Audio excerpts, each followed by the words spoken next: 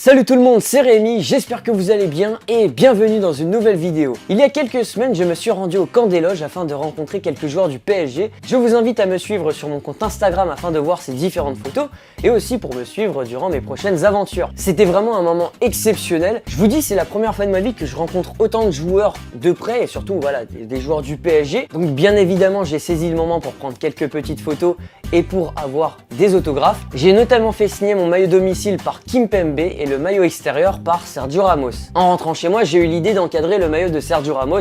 Je me suis donc renseigné sur différentes méthodes. La première et la plus courante consiste à acheter un cadre vitrine, d'y coller du papier feutré pour le décorer, de découper un morceau de carton afin de donner une silhouette au maillot et de bien le fixer avec du scotch. Mais ce genre de méthode demande d'abord de la dextérité et surtout de bien choisir les différents éléments, sinon le rendu final n'aura pas l'effet escompté. Sur Amazon, je suis donc tombé sur un cadre vitrine spécialement conçu pour exposer un maillot. Pas besoin d'acheter du carton, du scotch ou quoi que ce soit, tout est fourni à l'intérieur. De plus, le cadre a un emplacement pour y ajouter deux photos, donc ça rajoute davantage de cachet à l'objet. Donc une fois reçu, j'ai pu remarquer que la vitre était en PVC, c'est bien parce qu'il y a moins de risque de casser le cadre, mais peut-être que vous préférerez une vitre en verre pour un rendu encore plus propre. Personnellement, le PVC ça me va très bien. Donc posez le cadre et soulevez les petites pattes à l'arrière. Retirez les différents éléments qui composent le tableau. Donc vous pouvez voir qu'il y a le fond, le cadre pour les photos, le carton qui formera la silhouette du maillot et la vitre en PVC. Prenez soin de bien placer le carton,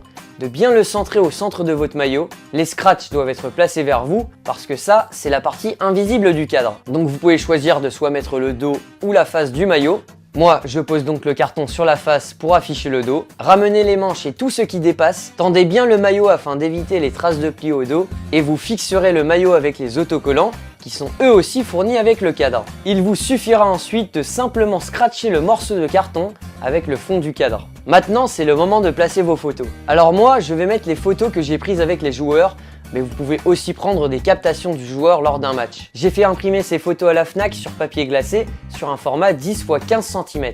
Alors ça ne remplit pas le cadre, mais je trouve justement que le contour blanc participe au bon rendu final. Ensuite, fixez vos photos avec de la pâte à fixe. Enfin, c'est presque terminé. Imbriquez les éléments dans le bon ordre, refermez le tableau et voilà, vous avez un bel objet de collection. C'est un cadre qui m'a coûté 45 €, c'est plus cher que d'acheter un cadre vitrine simple, du papier feutré et du carton, mais ici, vous n'avez besoin de rien faire. En 20 minutes, c'est plié et le résultat est très satisfaisant. Voilà, en tout cas, j'espère que cette vidéo vous aura plu.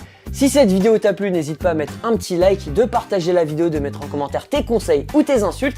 Si vous avez réalisé un cadre vitrine, n'hésitez pas à me le partager sur mes réseaux sociaux, je serais ravi de voir ça. Voilà, c'était Rémi